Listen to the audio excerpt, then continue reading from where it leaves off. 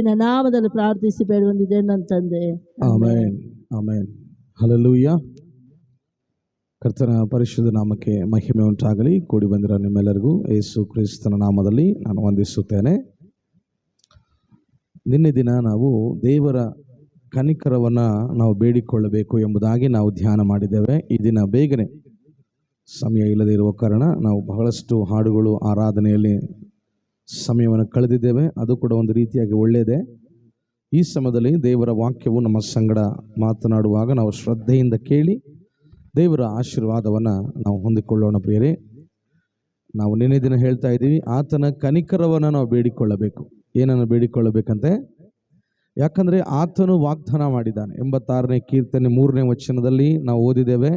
ಒಂದು ಸಾರಿ ನಿನ್ನೆ ದಿನ ನಾನು ಹೇಳಿದ ಸಂಗತಿಗಳನ್ನು ಒಂದು ಸಾರಿ ನಿಮ್ಮ ನೆನಪಿಗೆ ನಾನು ತರ್ತಾ ಇದ್ದೇನೆ. 86ನೇ ಕೀರ್ತನೆ 3ನೇ ವಚನ ಓದ್ರೆ ಒಂದು ಸಾರಿ.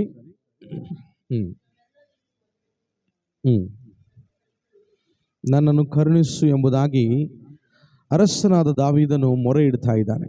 119ನೇ ಕೀರ್ತನೆ 58ನೇ ವಚನದಲ್ಲಿ ಒಂದು ಮಾತು ಬರೆಯಲ್ಪಟ್ಟಿದೆ, ಶ್ರೇಷ್ಠವಾದ ಮಾತು, ದೇವರ ವಾಕ್ಯವು. 119ನೇ ಕೀರ್ತನೆ 58ನೇ ವಚನ ಹೋದ್ರಿ.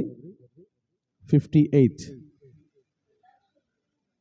కటాక్ష ముంచుమని నా పూర్ణ హృదయముతో నిన్ను బతిమాలు కొనుచున్నాను. చదవండి ముందుకు. నీవిచ్చిన ಆಮೆನ್ ಹಲ್ಲೆಲೂಯಾ. ಓದ್ರಿ ಒಂದ್ಸಾರಿ ಕನ್ನಡದಲ್ಲಿ. ಪೂರ್ಣ ಮನಸ್ಸಿನಿಂದ ನಿನ್ನ ದಯೆಯನ್ನು ನಾನೇನು ಮಾಡ್ತಿದ್ದೇನೆ? ಅಪೇಕ್ಷಿಸಿದ್ದೇನೆ. ನಿನ್ನ ನುಡಿಯ ಅನುಸಾರವಾಗಿ. ಹಲ್ಲೆಲೂಯಾ. ದೇವರು ವಾಗ್ದಾನ ಮಾಡಿದ್ದಾನೆ, ನಾನು ನಿನ್ನನ್ನು ಕನಿಕರಿಸುತ್ತೇನೆ ಎಂದು. ಮನುಷ್ಯರಿಗೆ ನಾವು ಏನೇ ಮಾಡಿದ್ರು ಎಷ್ಟೇ ಮಾಡಿದ್ರು ನಮ್ಮ ಮೇಲೆ ಕರುಣೆ ತೋರಿಸ್ತಾರೆ ಅನ್ನುವಂಥದ್ದು ಸುಳ್ಳು. ಹಲ್ಲೆಲೂಯಾ. ನಾನು ಎಷ್ಟೋ ಜನರಿಗೆ ಇವತ್ತಿನವರೆಗೆ ಒಂದು 29 ಸಾರಿ ನಾನು ರಕ್ತವನ್ನು ದಾನ ಮಾಡಿದ್ದೇನೆ. ಯಾರ ಹತ್ರನೂ ₹1 ನಾನು ತಗೊಂಡಿಲ್ಲ. ರಕ್ತ ದಾನ ಮಾಡಿದಾಗ ಅವರು ಜ್ಯೂಸೋ ಅಥವಾ ಏನಾದರೂ ಊಟ ಮಾಡಿಸೋದು ಅಥವಾ ಏನಾದರೂ ತಿನ್ನಿಸೋದು, ಕಾಯಿ ಫ್ರೂಟ್ಸ್ ಏನಾದರೂ ತಿನ್ನಿಸೋದು, ಹಾಗೆ ಮಾಡ್ತಿದ್ರು ಅಷ್ಟೇ. ಬಡವರಿಗೆ ಕೊಟ್ಟಿದ್ದೇನೆ, ಶ್ರೀಮಂತರಿಗೂ ಕೊಟ್ಟಿದ್ದೇನೆ. ಯಾರ ಹತ್ರ ಕೂಡ ₹1 ನಾನು ಆಸೆ ಪಡಲಿಲ್ಲ. ಆದರೆ 29 ಜನರಲ್ಲಿ ಒಬ್ಬರು ನನ್ನನ್ನು ನೆನಪಿಗೆ ತಂದುಕೊಳ್ಳೋದಿಲ್ಲ. ನಾನು ಹೇಳ್ತಾ ಇದ್ದೀನಿ, 350 ml ನನ್ನ ರಕ್ತವನ್ನು ನಾನು ದಾನ ಮಾಡಿದ್ದೇನೆ. ಎಷ್ಟು ಸಾರಿ? 29 ಸಾರಿ, 29 ಟೈಮ್ಸ್. ಕೆಲವೊಂದು ಸಾರಿ ನನ್ನ ಹೆಂಡತಿಗೆ ಗೊತ್ತಿದ್ದು ಮಾಡಿದ್ದೇನೆ, ಕೆಲವೊಂದು ಸಾರಿ ನನ್ನ ಹೆಂಡತಿಗೆ ಗೊತ್ತಿಲ್ಲದೆ ರಹಸ್ಯವಾಗಿ ದಾನ ಮಾಡಿದ್ದೇನೆ. ಯಾಕಂದರೆ ಅದರ ವಿಷಯವಾಗಿ ಸ್ವಲ್ಪ ಜಗಳ ಆಗ್ತಾ ಇರ್ತದೆ ಮನೆಯಲ್ಲಿ. ಯಾಕೆ ಕೊಟ್ಟಿಯಾ, ನಿನಗೆ ಆರೋಗ್ಯ ಚೆನ್ನಾಗಿಲ್ಲ, ಹಾಗೆ ಹೀಗೆ ಅಂತ. ನಾನು ಯಾಕೆ ಇದನ್ನು ಹೇಳ್ತಾ ಇದ್ದೀನಿ ಅಂದರೆ, ದೇವರು ನಾನು ನಿನ್ನನ್ನು ಕಟಾಕ್ಷಿಸುತ್ತೇನೆ, ನಾನು ನಿನ್ನನ್ನು ಕರುಣಿಸುತ್ತೇನೆ ಎಂಬುದಾಗಿ ದೇವರು ಹೇಳಿದಾಗ ಆ ಮಾತನ್ನು ಆತನು ಹಿಂತೆಗೆದುಕೊಳ್ಳೋದಿಲ್ಲ. Praise the Lord. ಹಲ್ಲೆಲೂಯಾ. ದೇವರು ವಾಗ್ದಾನ ಮಾಡ್ತಿದ್ದಾನೆ, ನಾನು ನಿನ್ನನ್ನು ಕರುಣಿಸುತ್ತೇನೆ, ನಾನು ನಿನ್ನನ್ನು ಕಟಾಕ್ಷಿಸುತ್ತೇನೆ. ಆದಿಕಾಂಡದಿಂದ ನಾವು ಓದುವುದಕ್ಕೆ ಪ್ರಾರಂಭಿಸಿದಾಗ ದೇವರು ಎಷ್ಟೋ ಜನರ ಮೇಲೆ ಕರುಣೆ ತೋರಿದ ಹಾಗೆ ನಾವು ನೋಡ್ತೇವೆ. ಪಾಪ ಮಾಡಿದಾಗಿಯೂ ಕೂಡ ಆರಾಧನೆಯಲ್ಲಿ ಗೀತಮ್ಮ ಅದನ್ನೇ ಹೇಳ್ತಾ ಇದ್ಲು, ದೇವರೇ ನಾವು ಎಷ್ಟೋ ಸಾರಿ ನಿನಗೆ ಮೋಸ ಮಾಡಿದ್ರು, ನೀನು ನಮಗೆಂದು ಮೋಸ ಮಾಡಲಿಲ್ಲ. ಭಾಳ ಒಳ್ಳೆ ಪದ ಅಲ್ಲ? ನಿಜ ಅಂತೀರ ಸುಳ್ಳು ಅಂತೀರದು? ನಿಜ. ಅದು ದೇವ್ರ ಹತ್ರ ಬರ್ತೀವಿ ಅಂತ ಹೇಳ್ತೀವಿ, ಬರಲ್ಲ. ದೇವ್ರಿಗೆ ಏನೋ ನಾವು ಮಾಡ್ತೀವಿ ಅಂತ ಹೇಳ್ತಾ ಇರ್ತೀವಿ, ಮಾಡಲ್ಲ. ದೀಕ್ಷಾ ಸ್ಥಾನ ತಗೊಳ್ತೀವಿ ಅಂತ ಹೇಳ್ತೀವಿ, ಮತ್ತೆ ದೇವ್ರನ್ನ ಆಟ ಆಡಿಸ್ತಾ ಇರ್ತೀವಿ ನಾವು ತಗೊಳ್ಳಾರ್ದಂಗ. ದೇವ್ರ ಹತ್ರನೇ ನಾವು ಖೋಖೋ ಆಟ ಆಡೋದು, ಸಬ್ಜಾ ಆಟ ಆಡೋದು. ಹೇಳ್ತಾ ಇದ್ದೀನಿ, ಇವೆರಡು ಆಟ ಆಡಿದ್ರು ಪರವಾಗಿಲ್ಲ, ನೀವು ಸಾಕು ಮಾಡಬೇಕು ಆ ಆಟ ಎಲ್ಲ. ಕಬಡ್ಡಿ ಆಡಬೇಡ್ರಿ ದೇವ್ರ ಹತ್ರ, ನೀವು ಇಲ್ದಂಗೆ ಆಗ್ಬಿಡ್ತೀರಿ. ಹಲ್ಲೆಲೂಯಾ. ಸೊ ದೇವರು ವಾಗ್ದಾನ ಮಾಡ್ತಿದ್ದಾನೆ, ಕಟಾಕ್ಷಿಸುಮನಿ ನಾ ಪೂರ್ಣ ಹೃದಯముతో ನಿನ್ನು ಬತಿಮಾಲುకున్నాను. ಕನ್ನಡದಲ್ಲಿ ಏನಿದೆ ಮಾತು? ಪೂರ್ಣ ಮನಸ್ಸಿನಿಂದ ನಾನು ನಿನಗೆ ಮೊರೆ ಇಟ್ಟಿದ್ದೇನೆ ಅಂತನ. ಪೂರ್ಣ ಮನಸ್ಸಿನಿಂದ ನಿನ್ನ ದಯೆಯನ್ನು ಅಪೇಕ್ಷಿಸುತ್ತಾ ಇದ್ದೇನೆ. ನಾವು ಈ ಲೋಕದಲ್ಲಿ ಯಾರ ದಯೆಯನ್ನು ನಾವು ಕೋರಬೇಕು ಅಂದರೆ ಮನುಷ್ಯರ ದಯೆ ಅಲ್ಲ. ಫಸ್ಟ್ ನಮಗೆ ಬೇಕಾಗಿರುವುದು ದೇವರ ದಯೆ. ಎಲ್ಲ ಹೇಳ್ರಿ, ದೇವರ ದಯೆ, ದೇವರ ಕನಿಕರ. ನಮಗೆ ದೇವರ ದಯೆ ಹೊಂದಿದ್ರೆ ಸಾಕು, ನಾವು ಉನ್ನತ ಮಟ್ಟಕ್ಕೆ ಹೋಗ್ಬಿಡ್ತೀವಿ ಪ್ರಿಯರೇ. ಯಾರು ಊಹಿಸಲಾರದೆ ಇರುವಂತ ಉನ್ನತ ಸ್ಥಾನದಲ್ಲಿ ದೇವರು ನಮ್ಮನ್ನು ಕರ್ಕೊಂಡು ಹೋಗುವಂತನಾಗಿದ್ದಾನೆ. ಹಲ್ಲೆಲೂಯಾ. ಯೋಸೇಫನನ್ನ ಸ್ವಂತ ಅಣ್ಣ ತಮ್ಮಂದಿರು ಅವನನ್ನ ತಗ್ಗಿನಲ್ಲಿ ಹಾಕ್ಬಿಟ್ರು, ಗವಿಯಲ್ಲಿ ತುಳಿದಾಕ್ಬಿಟ್ರು. ಅವನ್ನ ಗವಿಯಲ್ಲಿ ಹಾಕಿದ್ದಲ್ಲದೆ, ಅವನ್ನ ಚೆನ್ನಾಗಿ ಹೊಡೆದು ಗವಿಯಲ್ಲಿ ಹಾಕಿದ್ದಲ್ಲದೆ ಅವನನ್ನ ಮೇಲಕ್ಕೆ ಎತ್ತಿ ಅವನ ಇಸ್ಮಾಯೇಲಿಗೆ ಮಾರಾಟ ಮಾಡಿದ್ರು. ಇಸ್ಮಾಯೇಲ್ ಅಂದ್ರೆ ಸಂತೆ ಮಾರ್ಕೆಟ್ ಅಲ್ಲಿ ಅವನ ಮಾರಾಟ ಮಾಡಿದ್ರು. ಅಲ್ಲಿಂದ ಅವನು ಐಗುಪ್ತ ದೇಶಕ್ಕೆ ಹೋದ. ಐಗುಪ್ತ ದೇಶದಿಂದ ಐಗುಪ್ತ ದೇಶದಲ್ಲಿ ದಾಸನಾಗಿದ್ದ ಪ್ರಿಯರೇ. ದಾಸನು ಒಂದು ಆಳು, ಕೆಲಸಗಾರನಿಗೆ ರೈಟ್ಸ್ ಇರೋದಿಲ್ಲ. ಅವ್ರು ಯಾವಾಗ ಊಟ ಕೊಟ್ರೆ ಅವಾಗ ಊಟ ಮಾಡಬೇಕು, ಯಾವಾಗ ಬಟ್ಟೆ ಕೊಟ್ರೆ ಅವಾಗ ಬಟ್ಟೆ ಹಾಕಬೇಕು, ಯಾವಾಗ ಸಂಬಳ ಕೊಟ್ರೆ ಅವಾಗ ಸಂಬಳ. ನನಗೆ ಇವತ್ತೇ ಬೇಕು ಅವತ್ತೇ ಬೇಕು ಅನ್ನಂಗಿರಲ್ಲ. ದಾಸನು, ಕೂಲಿ ಮಾಡುವಂಥವನು, ಅವನ ಮನೆಯಲ್ಲಿ ಕೆಲಸಗಾರನಾಗಿದ್ದ.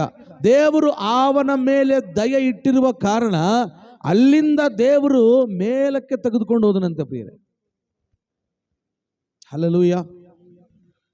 ಅವನನ್ನ ಸೆರೆಮನೆಯಲ್ಲಿ ಹಾಕಲ್ಪಟ್ಟವನು. ಅವನು ಇಲ್ಲ ಸಲ್ಲದಂತ ಕಾರಣಗಳಿಗೆ ಅವನನ್ನ ಜೈಲಲ್ಲಿ ಹಾಕಿಸ್ಬಿಟ್ರು. ಅವನು ಯಾವ ತಪ್ಪೇ ಮಾಡಲಿಲ್ಲ. ಲೋಕ ಇರೋದೇ ಹಾಗ್ರಿ, ತಪ್ಪು ಮಾಡೋರನ್ನ ತಲೆ ಮೇಲೆ ಏರಿಸ್ಕೊಳ್ತಾರೆ, ತಪ್ಪಿಲ್ಲದೆ ಇರುವವರನ್ನ ತುಳಿದಾಕ್ಬಿಡ್ತಾರೆ. ನನ್ನ ಮಾತು ನೆನಪಾಗ್ತದೆ ನಿಮಗೆ, ಅರ್ಥ ಆಗ್ತದೆ ನಿಮಗೆ? ತಪ್ಪು ಮಾಡಿದವರನ್ನ ಎಲ್ಲಿ ಏರಿಸ್ಕೊಳ್ತಾರೆ ಹೇಳ್ರಿ? ತಲೆ ಮೇಲೆ ಇಟ್ಕೊಳ್ತಾರೆ. ಎಷ್ಟು ತಪ್ಪನ್ನ ಮಾಡಲಿ, ತಪ್ಪು ಏನು ಮಾಡದೆ ನಿರ್ದೋಷಿಯಾಗಿ ನಿಂದಾರಹಿತನಾಗಿ ಯಾವ ದೋಷವಿಲ್ಲದವನಾಗಿ ತಪ್ಪು ಇಲ್ಲದವನಾಗಿ ಇರುವವರನ್ನ ಹೆಂಗ್ ಬೇಕಂದ್ರೆ ಹಂಗೆ ತುಳಿದು ಬಿಡ್ತಾರೆ. ನಾನು ಹೇಳ್ತೀನಿ, ನಿನ್ನ ತುಳಿಯಬೇಕಂದ್ರೆ ದೇವರೇ ತುಳಿಬೇಕು. ಮನುಷ್ಯರು ಯಾರು ನಿನ್ನ ತುಳಿಯಕ್ಕೆ ಸಾಧ್ಯನೇ ಇಲ್ಲ. ಆದರೂ ಕೂಡ ನನ್ನ ದೇವರು ತುಳಿಯುವ ದೇವರಲ್ಲ, ಮೇಲಕ್ಕೆತ್ತುವ ದೇವರಾಗಿದ್ದಾನೆ ಪ್ರಿಯರೇ. ನಂಬೋರು ಆಮೇನ್ ಅಂತ ಹೇಳೋಣ. ನನ್ನ ದೇವರಿಗೆ ತುಳಿಯೋದು ಗೊತ್ತಿಲ್ಲ.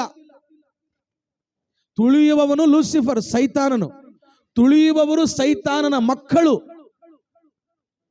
ತುಳಿಯೋರು ನಾವಲ್ಲ, ನಾವು ದೇವರ ಮಕ್ಕಳು. ದೇವರ ಸ್ವಾರೂಪ್ಯ ನಮ್ಮಲ್ಲಿದೆ. ಯಾರು ಏನೇ ಹೇಳಿದ್ರು ನಾವು ಸೋತು ಹೋಗುವ ಅವಶ್ಯಕತೆ ಇಲ್ಲ ಪ್ರಿಯರೇ. ಹಲ್ಲೆಲೂಯಾ.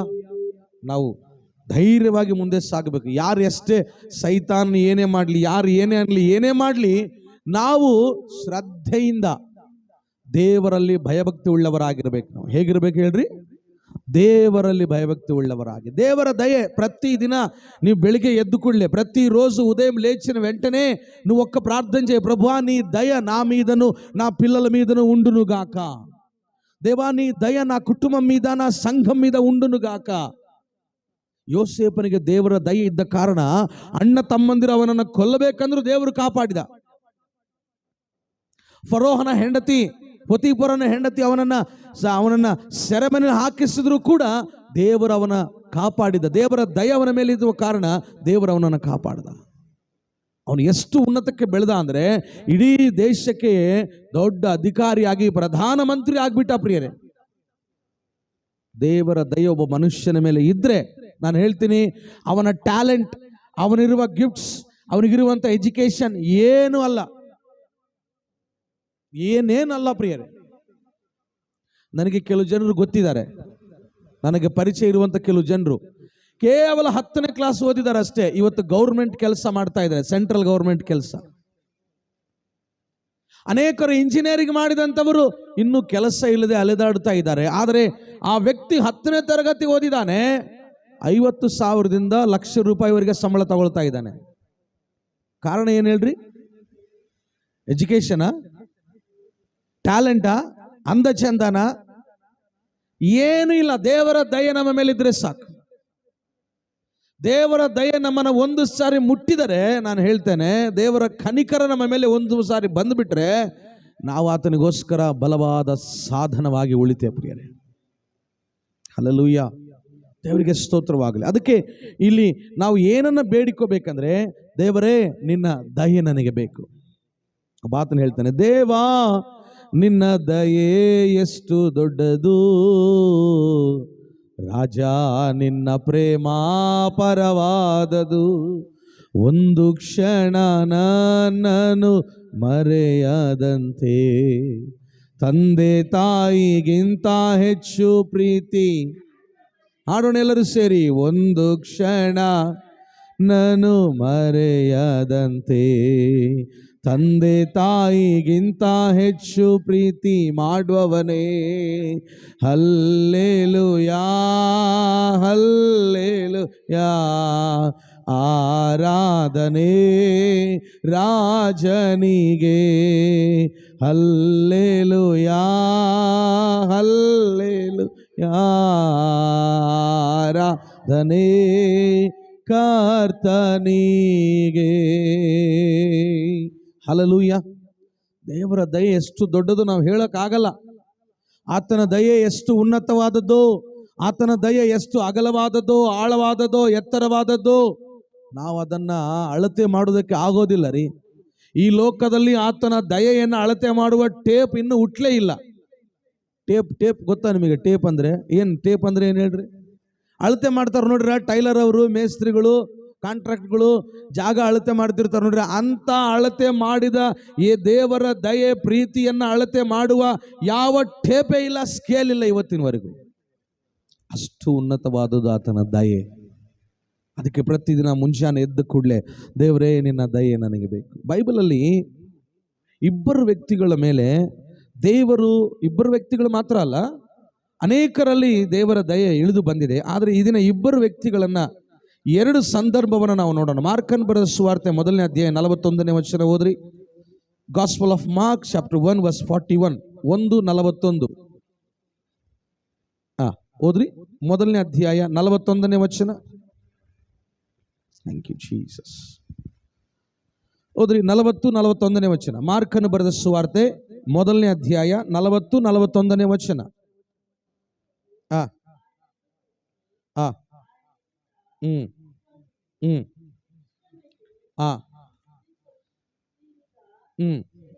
ಕನ್ನಡದಲ್ಲಿ ಹೋದ್ರಿ ಆ ಮಾತನ್ನ. ಮಾರ್ಕ 1:41.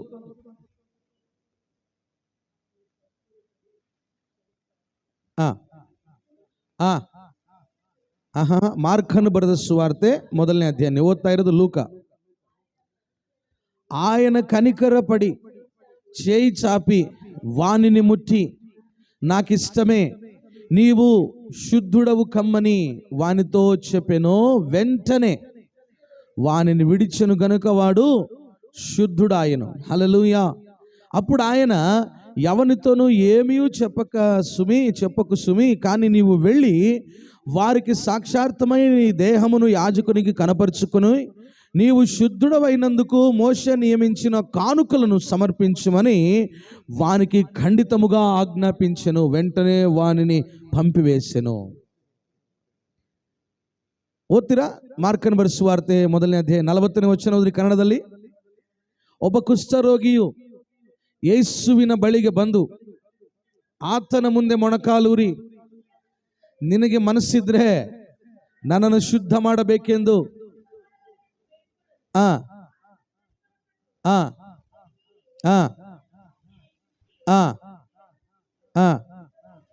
ಹಲ್ಲೆಲೂಯಾ. ಒಬ್ಬ ಕುಷ್ಠರೋಗಿ ಬಂದು ಕೇಳ್ತಾ ಇದ್ದಾನೆ, ದೇವರೇ ನನ್ನ ಮೇಲೆ ನಿನಗೆ ಇಷ್ಟ ಇದ್ರೆ, ನಿನಗೆ ನಾನು ಇಷ್ಟ ಆದ್ರೆ. ಕುಷ್ಠರೋಗಿಗಳು ಯಾರಿಗಾದ್ರೂ ಇಷ್ಟ ಆಗ್ತಾರ? ನಾನು ಯೇಸು ಸ್ವಾಮಿಗೆ ಇಷ್ಟ ಕುಷ್ಠರೋಗಿಗಳಂದ್ರೆ. ಹಲ್ಲೆಲೂಯಾ. ನಾನು ಕುಷ್ಠರೋಗಿಗಳನ್ನು ಒಂದು 7-8 ಜನರನ್ನ ಆಟೋದಲ್ಲಿ ಕೂಡಿಸ್ಕೊಂಡು ಅವ್ರ ಜೊತೆ ನಾನು ಕುಂತು ಬ್ರದರ್ ಯೇಸನ್ನ ಅವರ ಹತ್ರ ಕರ್ಕೊಂಡೋಗಿ ಪ್ರಾರ್ಥನೆ ಮಾಡಿಸಿದೆ. ರೂಪನಗುಡಿ ರೋಡಲ್ಲಿ ಅವ್ರ ಚರ್ಚ್ ಹತ್ರ. ಇನ್ನು ಆ ಚರ್ಚ್ ಕಟ್ಟಲ್ಪಡಲಿಲ್ಲ. ಅವಾಗ ಕರ್ಕೊಂಡೋಗಿ ಯೇಸನ್ನ ಅವ್ರ ಹತ್ರ ಅವ್ರಿಗೆ ಪ್ರೇಯರ್ ಮಾಡಿಸಿ ನಾನು ಪ್ರೇಯರ್ ಮಾಡಿಸ್ಕೊಂಡೆ. ನಾನು ಒಂದೇ ನನ್ನ ಮನಸ್ಸಲ್ಲಿ ಅಂದ್ಕೊಂಡೆ, ದೇವರೇ ಯೇಸನ್ನವರು ಹೆಂಗೆ ಆರಾಧನೆ ಮಾಡ್ತಾರೋ, ಹೆಂಗೆ ವಾಕ್ಯ ಹೇಳ್ತಾರೋ ಹಾಗೆ ವಾಕ್ಯ ಹೇಳೋ ಆ ಒಂದು ತಲಾಂತ ನನಗೆ ಕೊಡಪ್ಪ ಅಂತ ಹೇಳಿ ಮನಸ್ಸಲ್ಲಿ ಪ್ರಾರ್ಥನೆ ಮಾಡಿಕೊಂಡೆ. ಹಲ್ಲೆಲೂಯಾ. ಆತನಂದ, ಬ್ರದರ್ ಒಳ್ಳೆ ಕೆಲಸ ಮಾಡಿದಿರಿ, ಕುಷ್ಠರೋಗಿಗಳನ್ನ ಯಾರು ಮುಟ್ಟೋದಿಲ್ಲ, ಬಟ್ ನೀನು ಅವರನ್ನು ಕೂಡಿಸ್ಕೊಂಡು ಆಟೋದಲ್ಲಿ ಕರ್ಕೊಂಡು ಬಂದಿ ಅಂದರೆ ನಿನ್ನ ಸೇವೆ ದೊಡ್ಡ ಸೇವೆ ಅಂತಂದ ಆತ. ಹಲ್ಲೆಲೂಯಾ. ಕುಷ್ಠರೋಗಿಗಳನ್ನು ನೀವು ಯಾರಾದರೂ ಮುಟ್ಟಿದ್ದೀರಾ? ಮುಟ್ಟಿದ್ದೀರಾ? ಕುಷ್ಠರೋಗವು ಬಹಳ ಭಯಂಕರವಾದದ್ದು. ಆ ಕುಷ್ಠರೋಗಿಯು ಯೇಸುವಿನ ಬಳಿಗೆ ಬಂದು ಒಂದು ಪ್ರಶ್ನೆ ಕೇಳ್ತಾ ಇದ್ದಾನೆ. ಆದರೆ ಅವನು ಬಂದು ಒಂದು ಕೆಲಸ ಮಾಡ್ತಾ ಇದ್ದಾನೆ. ಏನು ಗೊತ್ತಾ? ಮೊಣಕಾಲೂರಿ. ಹಲ್ಲೆಲೂಯಾ. ಪ್ರಾರ್ಥನೆಯಲ್ಲಿ ನಾವು ಏನು ಮಾಡಬೇಕು ಗೊತ್ತಾ?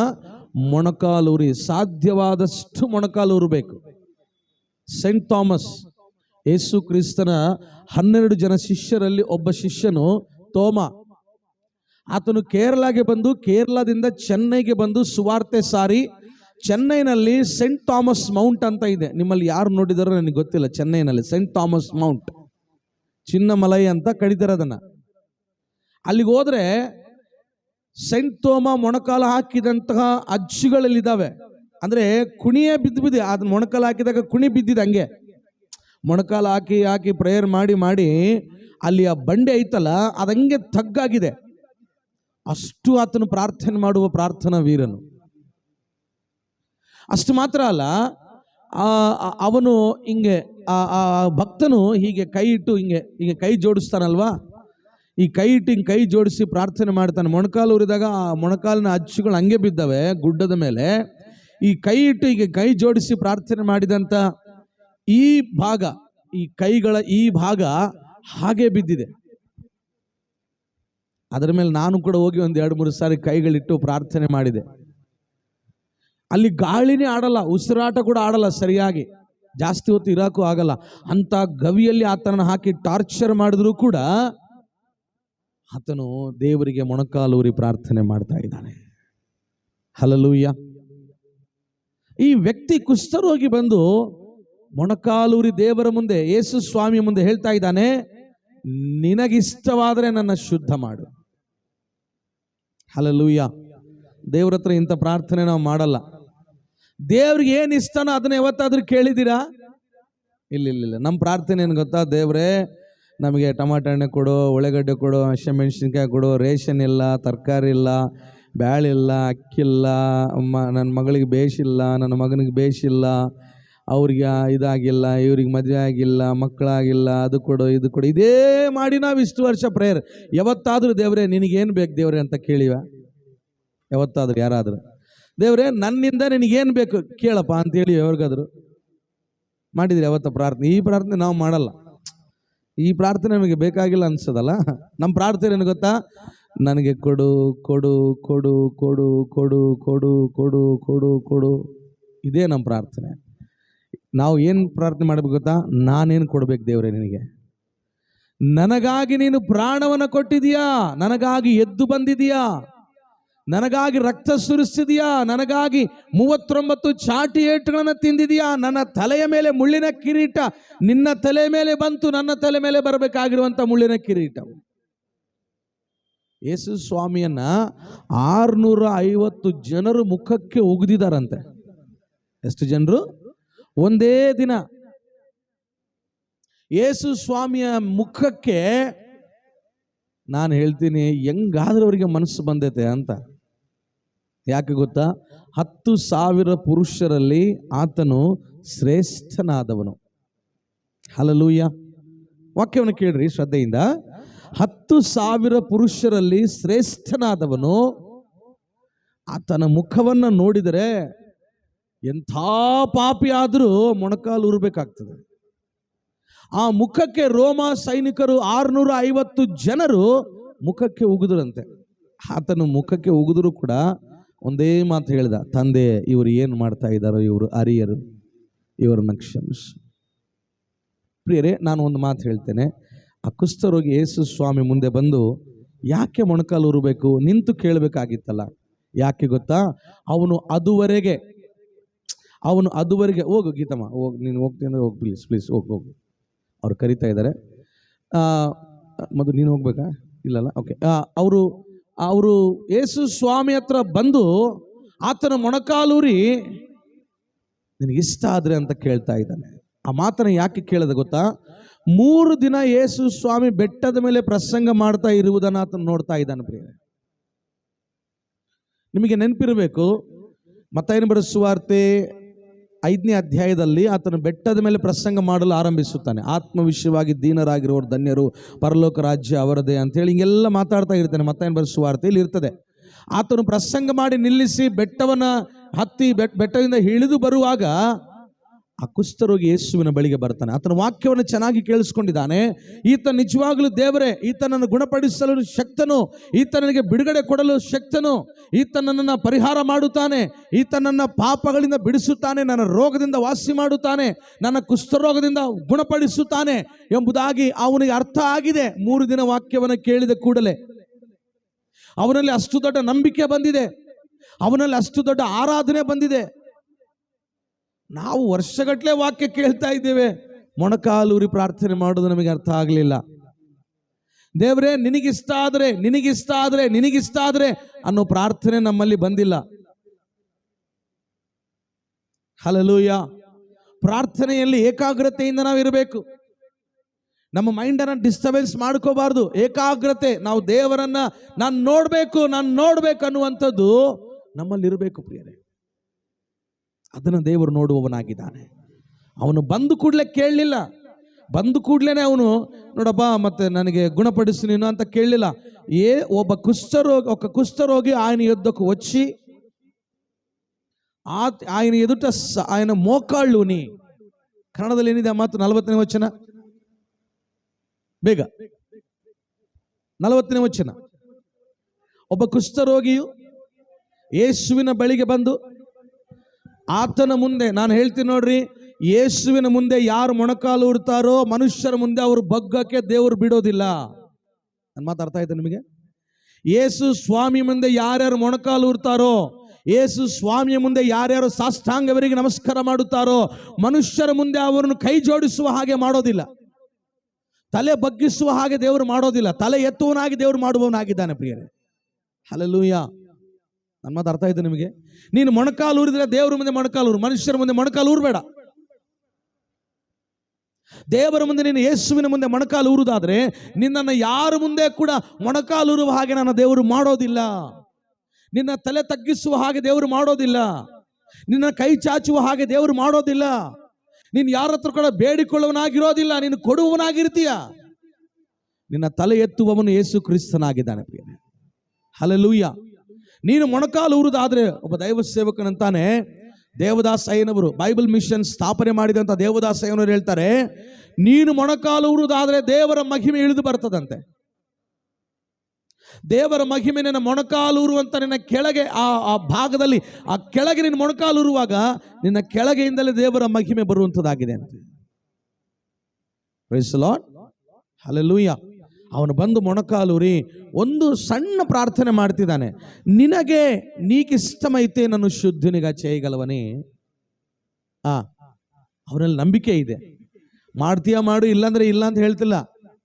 ನಾವೇನು ಮಾಡ್ತೀವಿ ಗೊತ್ತಾ? ದೇವರೇ ನಿನ್ನ ಚಿತ್ತ ಆದರೆ ಮಾಡು, ನಿನ್ನ ಚಿತ್ತ ಆದರೆ ಮಾಡು. ಹಂಗಲ್ಲ, ಆತನು ಮಾಡ್ತಾನೆ ಅಂತ ನನಗೆ ಗೊತ್ತು, ಹಿಂಗೆ ಹೇಳ್ಬೇಕು ನೀನು. ಅರ್ಥ ಆಯ್ತು ನಾನು ಹೇಳಿದ್ದು ನಿಮಗೆ? ಆತನು ಮಾಡ್ತಾನೆ ಖಂಡಿತವಾಗಿ.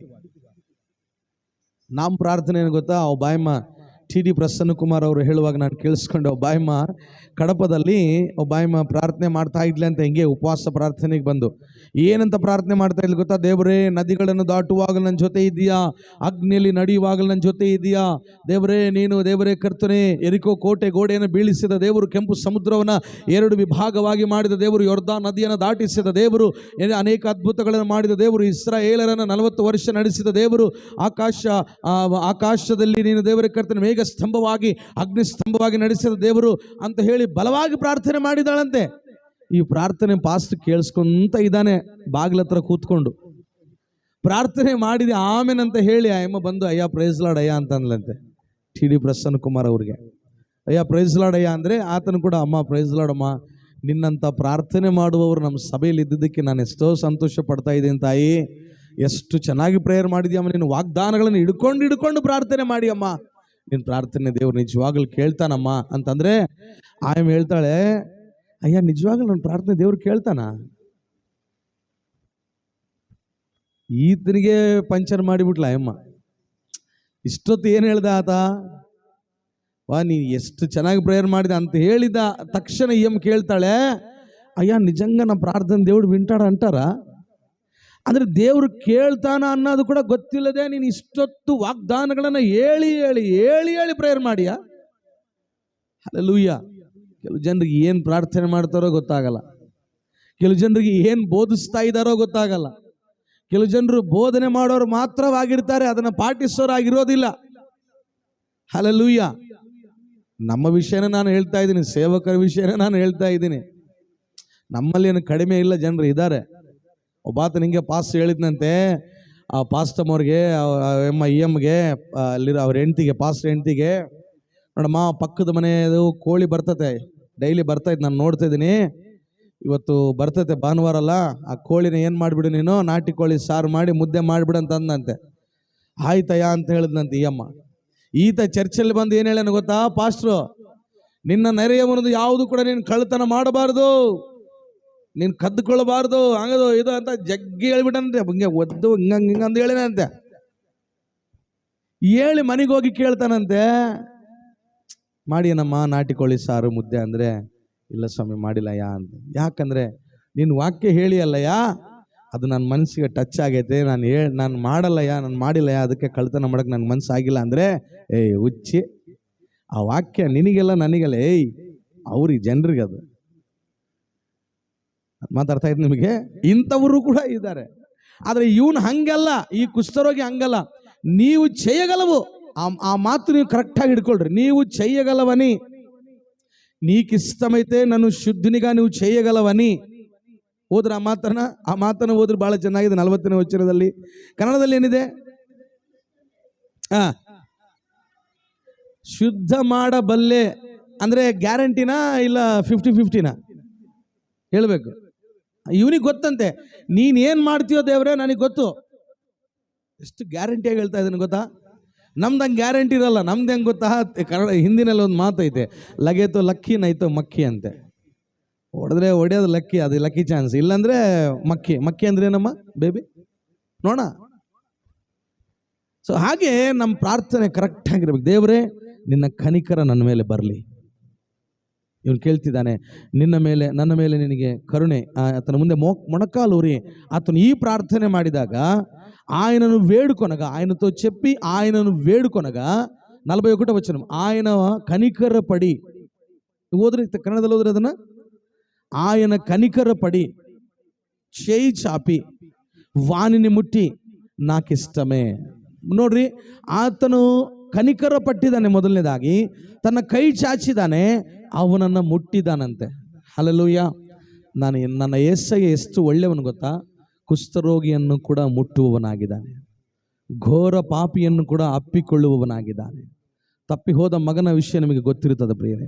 ಅವನು ಎಷ್ಟು ಹೊಲಸಾದ ವಾಸನೆ ಬರ್ತಾ ಇದ್ರೂ ಕೂಡ, ಬೆವರು ವಾಸನೆ ಒಂದು ಕಡೆ, ಹಂದಿಗಳ ವಾಸನೆ ಒಂದು ಕಡೆ.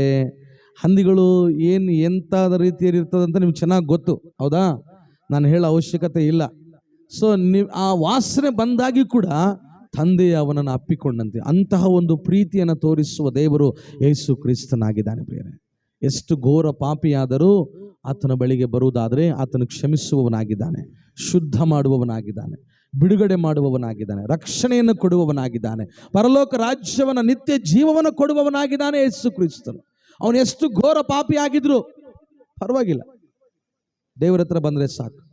ಆತನು ಹೇಳ್ತಿದ್ದಾನೆ, ಆತನು ಅವನ ಮೇಲೆ ಕನಿಕರ ಪಟ್ಟು. ಕನ್ನಡದಲ್ಲಿದ್ರೆ ಆ ಮಾತನ್ನು 41ನೇ ವಚನವನ್ನ 41ನೇ ವಚನ ಕೊಳ್ಳಲು ಆತನು ಕನಿಕರ ಪಟ್ಟು ಕೈ ನೀಡಿ ಅವನನ್ನು ಮುಟ್ಟಿ, ಹಲ್ಲೆಲೂಯಾ, ನನಗೆ ಮನಸ್ಸುಂಟು, ನೀನು ಶುದ್ಧನಾಗು. ಅವನ ಮೇಲೆ ಏನು ಇಳಿದು ಬಂದಿದೆ ಹೇಳ್ರಿ? ಅವನು ಏನು ಪ್ರಾರ್ಥನೆ ಮಾಡಿದನು ಗೊತ್ತಾ? ನಿನಗಿಷ್ಟ ಆದರೆ, ಈ ಪ್ರಾರ್ಥನೆ ನೀನು ಮಾಡುವುದಾದರೆ ದೇವರ ಕನಿಕರ ನಿನ್ನ ಮೇಲೆ ಇಳಿದು ಬರುವಂಥದ್ದಾಗಿದೆ. ಹಲ್ಲೆಲೂಯಾ. ಎಲ್ಲ ಹೇಳ್ರಿ, ದೇವರ ದಯೆ, ದೇವರ ದಯೆ, ದೇವರ ಕನಿಕರ. ನಮಗೆ ಯಾರು ಕನಿಕರ ಬೇಕ್ರಿ? ಹೇಳ್ಬೇಕು, ಯಾರು ಕನಿಕರ ಬೇಕು? ಮನುಷ್ಯರು ನಮ್ಮ ಮೇಲೆ ಕರುಣಿಸುತ್ತಾರೆ ಅನ್ನೋದು ಸುಳ್ಳು ಮಾತು. ನಮ್ಮನ್ನು ಕರುಣಿಸುವವರು ಕನಿಕರಿಸುವವರು ಯಾರ್ಯಾರು ಇದ್ದಾರೆ ಅಂದರೆ ಈ ಲೋಕದಲ್ಲಿ ಅವರು ಯೇಸು ಕ್ರಿಸ್ತನು ಮಾತ್ರ. ಹಲ್ಲೆಲೂಯಾ. ಯಾರ ಕನಿಕರಕ್ಕಾಗಿ ನೀವು ಎದುರು ನೋಡಬೇಡ್ರಿ, ಯಾರ ಕನಿಕರಕ್ಕಾಗಿ ಕೂಡ ನೀವು ಕಣ್ಣೀರು ಸುರಿಸ್ಬೇಡ. ಧೈರ್ಯವಾಗಿ ನಿಂತ್ಕೋ. ಅವ್ರು ನನ್ನ ಕರುಣಿಸಬೇಕು, ಅವ್ರು ನನ್ನ ದಯೆ ತೋರಿಸಬೇಕು, ಬೇಡ. ನಿನಗೆ ಯಾರ ದಯೆ ಬೇಕು ಈ ಲೋಕದಲ್ಲಿ? ಹೇಳ್ಬೇಕು, ಯಾರ ದಯೆ ಬೇಕು? ದೇವರ ದಯೆ. You need his mercy. Praise the Lord. ಲೂಕನ ಬರೆದ ಸುವಾರ್ತೆ 7ನೇ ಅಧ್ಯಾಯ 13ನೇ ವಚನ ಓದೋಣ. ಅಲ್ಲಿ ಒಂದು ಸನ್ನಿವೇಶ ನಾವು ನೋಡಿ ನಾವು ಮುಗಿಸೋಣ ಪ್ರಿಯರೇ. ಪ್ರಾರ್ಥನೆಯಲ್ಲಿ ನಾವು ಹೋಗೋಣ. ಲೂಕನ ಬರೆದ ಸುವಾರ್ತೆ 7ನೇ ಅಧ್ಯಾಯ 13ನೇ ವಚನ, ಬೇಗ.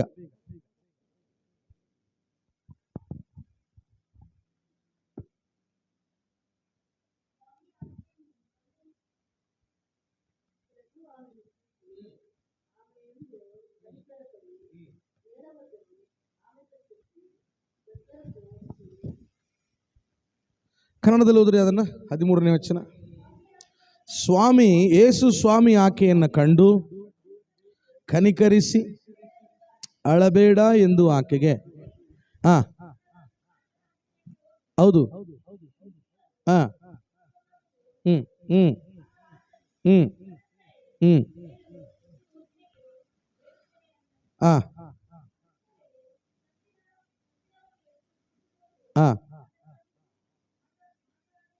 ಹ್ಮ್ ಪ್ರೈಸ್ ದಿ ಲಾರ್ಡ್. ಹಲ್ಲೆಲೂಯಾ.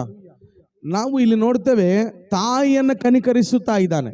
ಯಾರನ್ನ ಕನಿಕರಿಸ್ತಾ ಇದ್ದಾನೆ? ನಮ್ಮ ದೇವರು ತಾಯಿಯನ್ನು ಕನಿಕರಿಸುವ ದೇವರಾಗಿದ್ದಾನೆ ಪ್ರಿಯರೇ.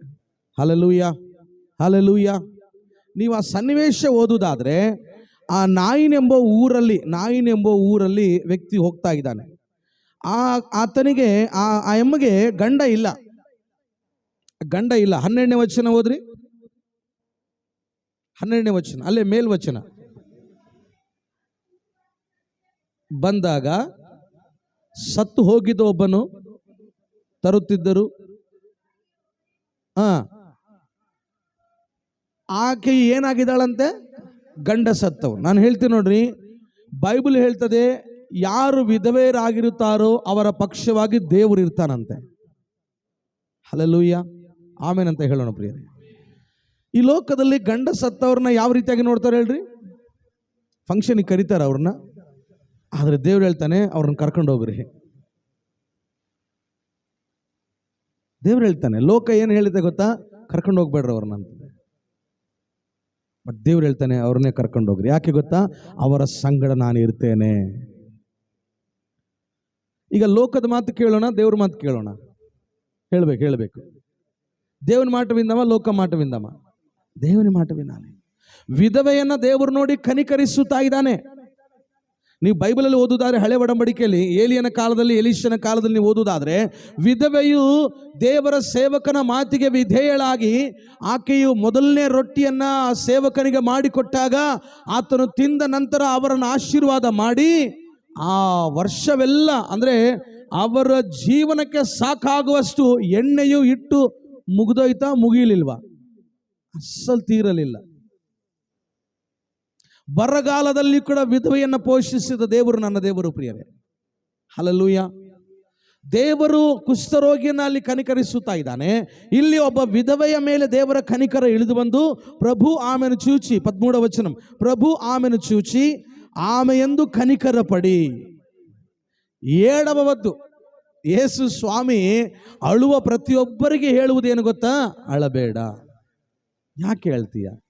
ಸಮಾಧಿಯಿಂದ ಎದ್ದ ನಂತರ ಕೂಡ ಮಗ್ದಲೇನಿ ಮರಿಯಳು, ಮತ್ತೊಬ್ಬ ಮರಿಯಳು ಬಂದಾಗ ಯೇಸು ಸ್ವಾಮಿ ಹೇಳ್ತಾನೆ, ಯಾಕೆ ಹೇಳ್ತಾ ಇದೀಯಾ? ಮನುಷ್ಯರು ನಿನ್ನನ್ನು ಅಳಿಸ್ತಾರೆ ಈ ಲೋಕದಲ್ಲಿ. ಮನುಷ್ಯರು ಇಲ್ಲದೇ ನಿನ್ನ ಅಳಿಸೋದಕ್ಕೆ. ನಾನು ದೇವರು ಇರೋದು ನಿನ್ನ ಕಣ್ಣೀರು ಒರೆಸೋದಕ್ಕೆ.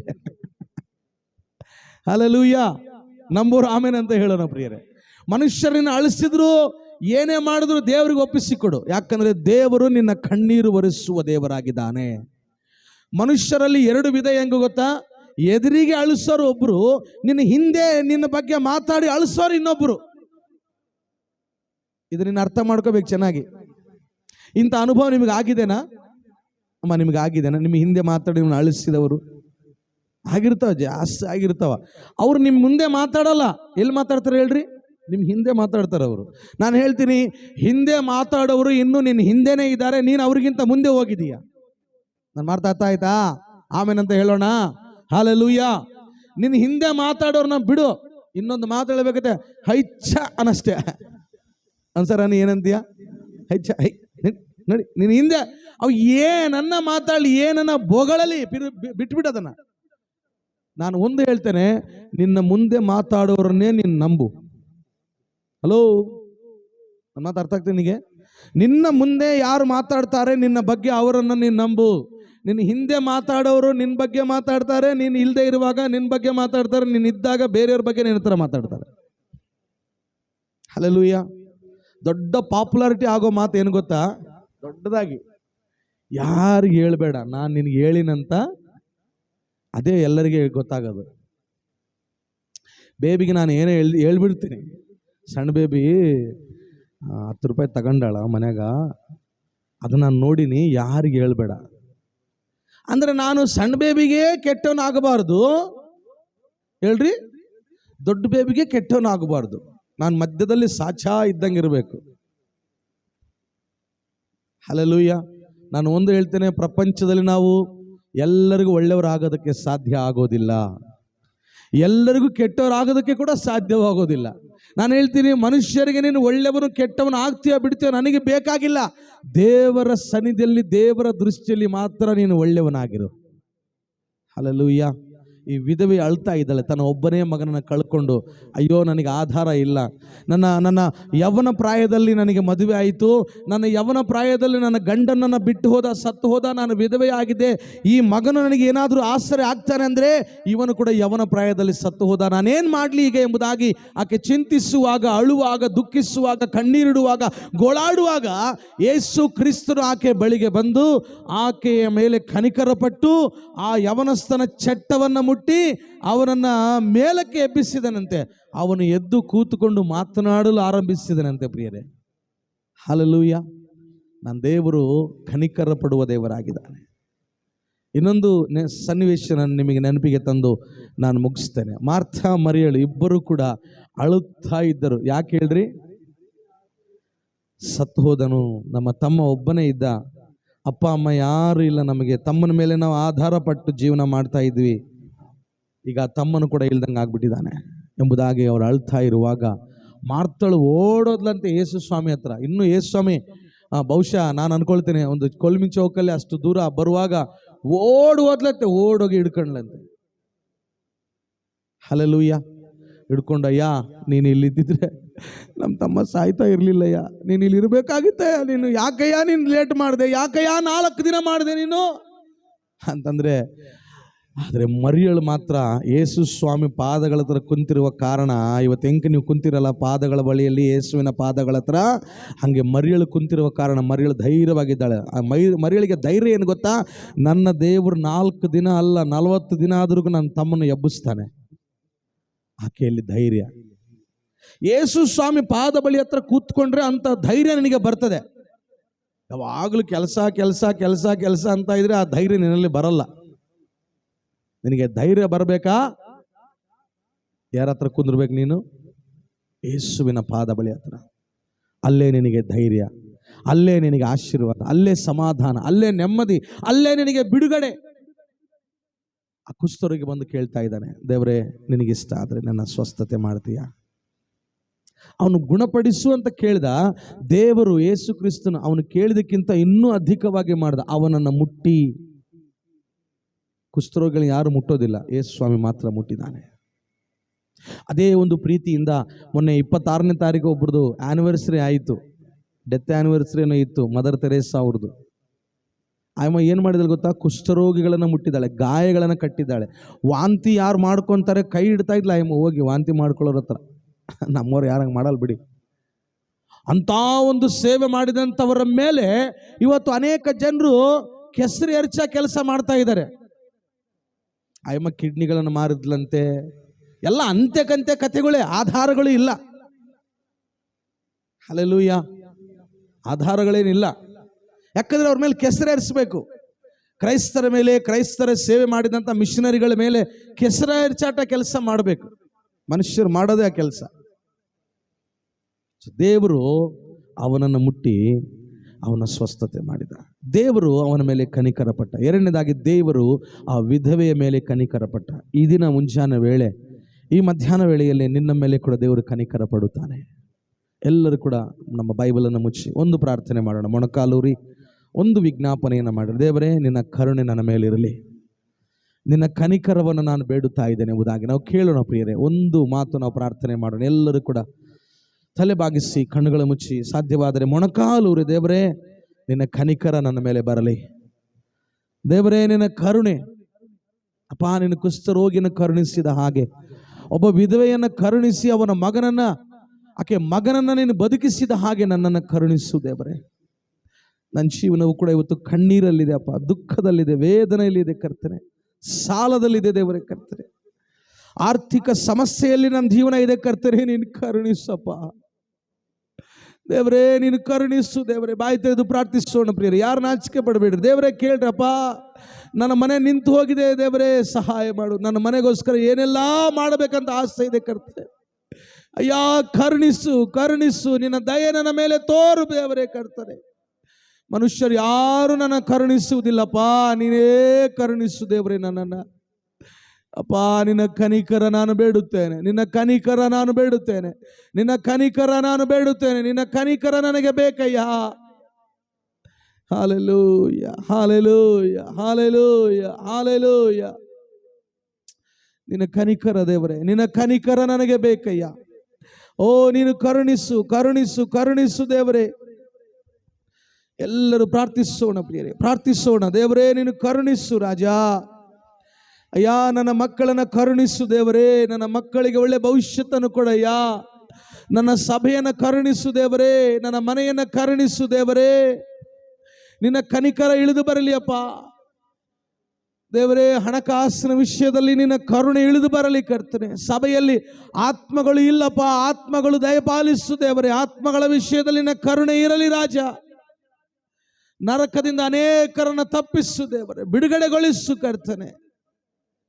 ಮೊರೆ ಇಡೋಣ, ಮೊರೆ ಇಡೋಣ, ಮೊರೆ ಇಡೋಣ, ವಿಜ್ಞಾಪನೆ ಮಾಡೋಣ ಪ್ರಿಯರೇ. ಯಾರು ಮೌನವಾಗಿರಬೇಡ್ರಿ.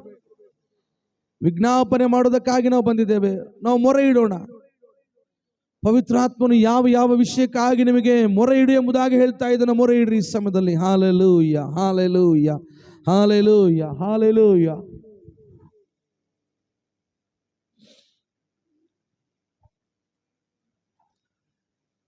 ನಿನ್ನ ದಯೆ ನನ್ನ ಮೇಲಿರಲಿ ಕರ್ತನೆ. ಕರುಣಿಸು ಏಸಯ್ಯ, ಕರುಣಿಸು ಕರ್ತನೆ. ನಿನ್ನ ದಯೆ ತೋರಿಸು ದೇವರೇ, ನಿನ್ನ ದಯೆ ತೋರಿಸು ರಾಜ. ದೇವರೇ ನಿನ್ನ ದಯೆ ನನ್ನ ಮೇಲೆ ತೋರಿಸು ಕರ್ತನೆ.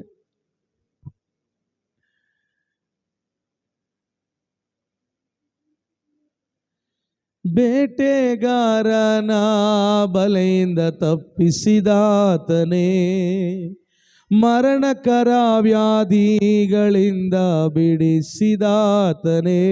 ಎಲ್ಲರೂ ಬೇಟೆಗಾರನ ಬಲೆಯಿಂದ ತಪ್ಪಿಸಿದಾತನೇ, ಮರಣಕರ ವ್ಯಾಧಿಗಳಿಂದ ಬಿಡಿಸಿದಾತನೇ. Hallelujah, hallelujah.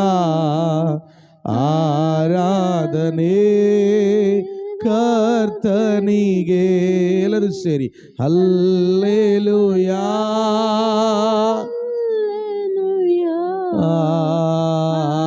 ಆರಾಧನೆ ರಾಜನಿ. ಕೈಗಳು ತೇಳೋಣ. ದೇವಾ ನಿನ್ನ ದಯೆ ಎಷ್ಟು ದೊಡ್ಡದು, ರಾಜ ನಿನ್ನ ಪ್ರೇಮ ಪರವಾದದು. ಓ ದೇವಾ, ದೇವಾ ನಿನ್ನ ದಯೆ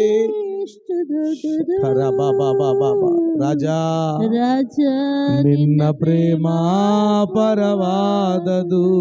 ಒಂದು ಕ್ಷಣ, ಒಂದು ಕ್ಷಣ ನನ್ನನು ಮರೆಯದಂತೆ, ತಂದೆ ತಾಯಿಗಿಂತ ಪ್ರೀತಿ ಮಾಡುವವನೇ. ಒಂದು ಕ್ಷಣ ಮರೆಯದಂತೆ ಅಯ್ಯ, ತಂದೆ ಗಿಂತ ಹೆಚ್ಚು ಪ್ರೀತಿ ಮಾಡುವವನೇ. ಹಲ್ಲೆಲೂಯಾ ಹಲ್ಲೆಲೂಯಾ ಆರಾಧನೆ ಕರ್ತನಿಗೆ. ಹಲ್ಲೆಲೂಯಾ ಹಲ್ಲೆಲೂಯಾ ಆರಾಧನೆ ರಾಜನಿಗೆ. ಪ್ರಾರ್ಥನೆ ಮಾಡಿಕೊಳ್ಳೋಣ. ವಾಕ್ಯದ ನಿಮಿತ್ತವಾಗಿ ಪಾಸ್ಟರ್ ಅವರು ಪ್ರಾರ್ಥನೆ ಮಾಡ್ತಾರೆ ಕ್ಲುಪ್ತವಾಗಿ, ಆಮೇಲೆ ನಾವು ಪ್ರಾರ್ಥನೆ ವಿಜ್ಞಾಪನೆಯಲ್ಲಿ ಹೋಗೋಣ. ಪರಿಶುದ್ಧರೇ, ಪ್ರೀತಿ ಸ್ವರೂಪನೇ, ಸ್ತೋತ್ರ ಕರ್ತನೆ. ಎಲ್ಲರೂ ಕೂಡ ದೇವರೇ ನಿನ್ನ ದಯೆ ನಿನ್ನ ಕನಿಕರ ನನಗೆ ಬೇಕು. ನೆನ್ನೆ ದಿನ ಕರ್ತನೆ ಕನಿಕರದ ಬಗ್ಗೆ ಕರ್ತನೆ, ಯೋಸೇಫನ ಮೇಲೆ ಇಳಿದು ಬಂದ ದಯೆ ಕನಿಕರ, ಸ್ತೋತ್ರ ಕರ್ತನೆ. ದಾವೀದನ ಮೇಲೆ ಇಳಿದು ಬಂದ ದೇವರ ಕನಿಕರವು ದೇವರ ದಯೆ ಕರ್ತನೆ. ಈ ಲೋಕದಲ್ಲಿ ಕನಿಕರ ಇಲ್ಲದ ಜೀವನದಲ್ಲಿ ಕರ್ತನೆ ದೇವರ, ನೀವು ನಮ್ಮ ಮೇಲೆ ಕನಿಕರವನ್ನು ತೋರಿಸಿ ನಡೆಸಿರುವುದಕ್ಕಾಗಿ ಸ್ತೋತ್ರ. ಈ ದಿನ ಕರ್ತನೆ ದೇವರೇ, ನೀವು ಮತ್ತು ನಡೆಸಿರೋದಕ್ಕಾಗಿ ಸ್ತೋತ್ರ ಸಲ್ಲಿಸ್ತಾ ಇದ್ದೀನಪ್ಪ. ನಿನ್ನ ದಯೆ ತೋರಿಸಿದೆಯಪ್ಪ, ನಿನಗೆ ಸ್ತೋತ್ರ. ಹೌದು ಕರ್ತನೆ ದೇವರೇ, ನಮಗೆ ನಿಮ್ಮ ದಯೆ ಬೇಕು ಕರ್ತನೆ. ಏಕೆಂದರೆ ಕರ್ತನೆ, ಲೋಕದಲ್ಲಿ ಎಲ್ಲಿ ನಿನ್ನ ದಯೆ, ನಿನ್ನ ಪ್ರೀತಿ, ನಿನ್ನ ಕನಿಕರ ಇಲ್ಲ ಕರ್ತನೆ. ನೀವೊಬ್ಬರೇ ನಮಗೆ ಕೊಡುವತನಾಗಿದೆಯಪ್ಪ. ನಿಮ್ಮ ದಯೆಯಿಂದ ನಮ್ಮನ್ನು ನಡೆಸುವತನಾಗಿದೆಯಪ್ಪ. ಎಲ್ಲ ವಿಷಯದಲ್ಲಿ ನಮ್ಮನ್ನು ಕರ್ತನೆ ದಯೆಯಿಂದ ಕರ್ತನೆ ಎಬ್ಬಿಸುವತ ನೀನಾಗಿದೆಯಾ, ನಡೆಸುವತ ನೀನಾಗಿದೆಯಪ್ಪ. ನಿನಗೆ ಸ್ತೋತ್ರ ಕರ್ತನೆ. ಬಿದ್ದ ಸ್ಥಳದಲ್ಲಿ ಕರ್ತನೆ ನಿನ್ನ ದಯೆ ತೋರಿಸುವ ದೇವರೇ ನಿನಗೆ ಸ್ತೋತ್ರ ಕರ್ತನೆ. ಕಷ್ಟದ ಸಮಯದಲ್ಲಿ ನಿನ್ನ ದಯವನ್ನು ತೋರಿಸುವ ದೇವರೇ ನಿನಗೆ ಸ್ತೋತ್ರ ಕರ್ತನೆ. ಇಕ್ಕಟ್ಟಿನ ಸಮಯದಲ್ಲಿ ನಿನ್ನ ದಯೆ ತೋರಿಸುವತನೇ ನಿನಗೆ ಸ್ತೋತ್ರ ಕರ್ತನೆ. ನಿನ್ನ ದಯೆ ತೋರಿಸಿ ಕರ್ತನೆ ನಮ್ಮನ್ನು ಕೈ ಹಿಡಿದು ನಡೆಸ್ತಾ ಇರುವ ದೇವರೇ ನಿನಗೆ ಸ್ತೋತ್ರ ಕರ್ತನೆ. ಆ ವಿಧವೆಯನ್ನು ಕರ್ತನೆ ನಿನ್ನ ದಯೆಯಿಂದ ಕರ್ತನೆ ಆಧರಿಸಿರೋದಕ್ಕಾಗಿ ಸ್ತೋತ್ರ ಕರ್ತನೆ. ಅಪ್ಪ ಕರ್ತನೆ, ಅಂಥ ದಯೆಯನ್ನು ನಮಗೆ ಕೊಟ್ಟು ನಡೆಸ್ತಾ ಇರೋದಕ್ಕಾಗಿ ಸ್ತೋತ್ರ ಸಲ್ಲಿಸ್ತಾ ಇದ್ದೀನಿ. ಎಲ್ಲ ಮಹಿಮೆ ಸಲ್ಲಿಸ್ತಾ ಇದ್ದೀನಿ ಕರ್ತನೆ. ನಿನ್ನ ದಯೆ ನಿನ್ನ ಕನಿಕರ ನಮ್ಮ ಸಂಗಡ ಯಾವಾಗಲೂ ಕರ್ತನೆ ನೀಡುವತನಾಗಿದೆಯಪ್ಪ. ಕೆಲವೊಂದು ಸಾರಿ ಕರ್ತನೆ ನಾವು ದೂರವಾದರೂ ಕರ್ತನೆ ನೀವು ನಮ್ಮನ್ನು ಬಿಡದ ದೇವರಾಗಿದೆಯಪ್ಪ ಕರ್ತನೆ. ನಮ್ಮ ಕೈಯನ್ನು ಹಿಡಿದು ನಡೆಸುವ ದೇವರೇ, ನಿನ್ನ ಅಂಗೈಯಲ್ಲಿ ನಮ್ಮನ್ನು ಚಿತ್ರಿಸಿರುವ ದೇವರೇ ನಿನಗೆ ಸ್ತೋತ್ರ ಸಲ್ಲಿಸ್ತಾ ಇದ್ದೀನಿ ಕರ್ತನೆ. ನಮ್ಮ ಸುತ್ತಲೂ ನಿನ್ನ ದೂತರಿಗೆ ಆಜ್ಞಾಪನೆ ಕೊಟ್ಟಿರುವ ದೇವರೇ ನಿನಗೆ ಸ್ತೋತ್ರ ಸಲ್ಲಿಸ್ತಾನೆ. ದೇವರೇ ನಿನಗೆ ಸ್ತುತಿ ಸ್ತೋತ್ರ ಸಲ್ಲಿಸ್ತಾನೆ ಕರ್ತನೆ. ಎಲ್ಲ ವಿಷಯದಲ್ಲಿ ಕರ್ತನೆ ನೀವು ನಮ್ಮನ್ನು ಆತ್ಮದಲ್ಲಿ ಬಲಪಡಿಸ್ತಿರುವುದಕ್ಕಾಗಿ ಸ್ತೋತ್ರ ಕರ್ತನೆ. ವಾಕ್ಯದಿಂದ ಕರ್ತನೆ ನಮ್ಮನ್ನು ಪ್ರತಿದಿನ ಕರ್ತನೆ ನಡೆಸ್ತಾ ಇರುವ ದೇವರೇ, ಉಜ್ಜೀವಗೊಳಿಸ್ತಾ ಇರುವ ದೇವರೇ ನಿನಗೆ ಸ್ತೋತ್ರ ಕರ್ತನೆ. ಶರೀರ ಬಲಹೀನವಾದರೂ ಕರ್ತನೆ ಆತ್ಮದಲ್ಲಿ ಬಲಪಡಿಸ್ತಾ ಇರುವ ದೇವರೇ ನಿನಗೆ ಸ್ತೋತ್ರ ಕರ್ತನೆ. ನಿನಗೆಲ್ಲ ಮಹಿಮೆ ಸಲ್ಲಿಸ್ತಾ ಇದ್ದೀನಿ ಕರ್ತನೆ. ಅಪ್ಪ ನಿನಗೆಲ್ಲ ಮಹಿಮೆ ಸ್ತುತಿ ಘನವು ಸಲ್ಲಿಸುತ್ತಾ ಕರ್ತನೆ. ನಾನು ಕರ್ತನೆ ದೇವರೇ ನೆಲದ ಮಟ್ಟಿಗೆ ತಗ್ಗಿಸ್ಕೊಳ್ಳುತ್ತಾ ನಿನ್ನ ನಾಮವನ್ನು ಆಕಾಶಕ್ಕೆ ಉನ್ನತಕ್ಕೆ ಕರ್ತನೆ ಎತ್ತುತ್ತಾ ಕರ್ತನೆ ಈ ಚಿಕ್ಕ ಪ್ರಾರ್ಥನೆಯನ್ನು ಬೇಡಿ ಹೊಂದಿದೆ ನನ್ನ ತಂದೆ. ಆಮೆನ್. ಆಮೆನ್. ಹಲ್ಲೆಲೂಯಾ. ಸಮಯದಲ್ಲಿ ನಾವು ಸ್ವಲ್ಪ ಹೊತ್ತು ಪ್ರಾರ್ಥನೆಯಲ್ಲಿ ಇರೋಣ ಪ್ರಿಯರೇ.